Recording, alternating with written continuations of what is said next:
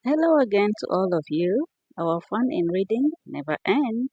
This is what we have for today. For our reading, we will take it from the book of Luke, chapter 20, from verse 27 to verse 47. Let's read it together, nicely and gently. Some of the Sadducees, who say there is no resurrection, came to Jesus with a question.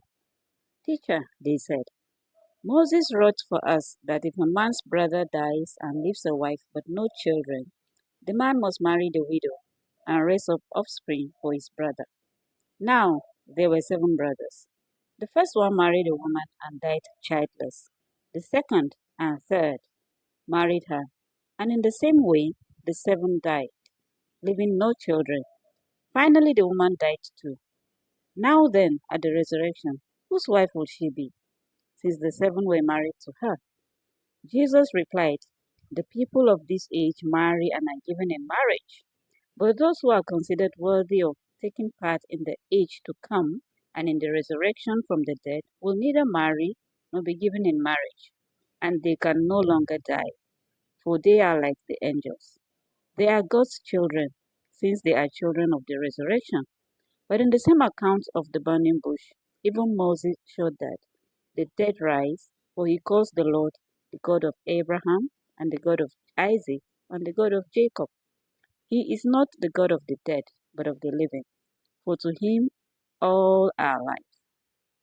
Some of the teachers of the law responded, Well said, teacher, and no one dared to ask him any more questions.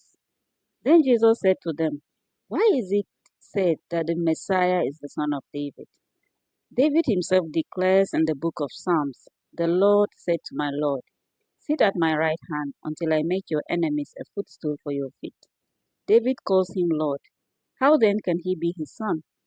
While all the people were listening, Jesus said to his disciples, Beware of the teachers of the law.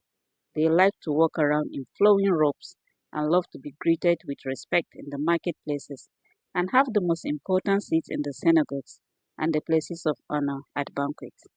They devour widows' houses and for a show make lengthy prayers. These men will be punished most severely. Of course, they will be, as it says, to him who is given more, more will be expected to be returned. Well, here ends our reading for today, and I think it's quite nice and no drama. Well, if Jesus tarries, this same Jesus we're reading about, if he tarries, we'll continue tomorrow from where we stop. Until then, Lami Jinatu signing off. Have a nice evening. Bye bye.